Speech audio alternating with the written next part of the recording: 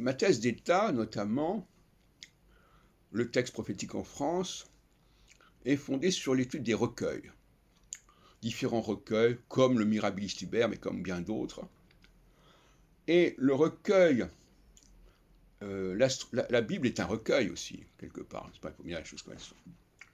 Donc moi, j'ai beaucoup travaillé sur les recueils, sur le caractère composite des recueils. D'ailleurs, un recueil, par définition, est assez composite, sur différentes pièces, sont presque des anthologies par certains côtés, qui viennent d'ici et de là, et qui ont pour raison d'être, en quelque sorte, l'idée de convergence.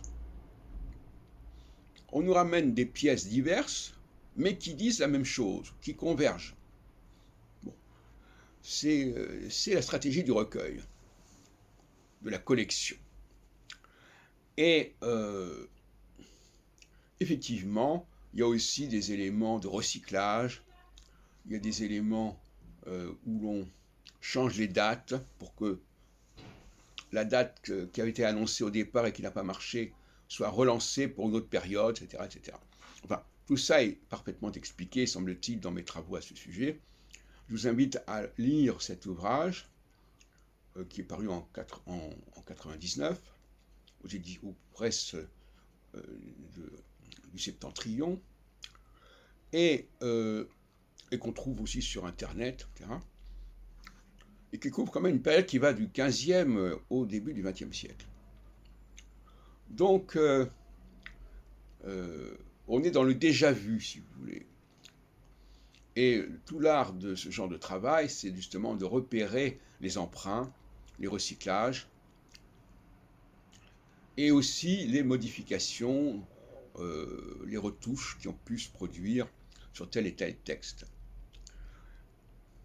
Et je dois avouer qu'effectivement, cette thèse d'État prépare mes travaux actuels sur la Bible.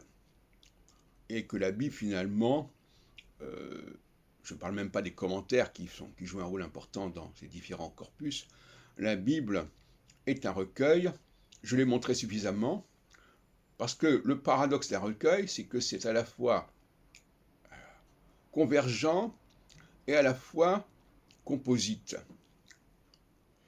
Alors, je terminerai en disant que dans un recueil comme dans la Bible, par exemple, il y a plusieurs récits qui sont censés parler de la même chose, mais qui ne concernent pas les mêmes interlocuteurs et les mêmes protagonistes.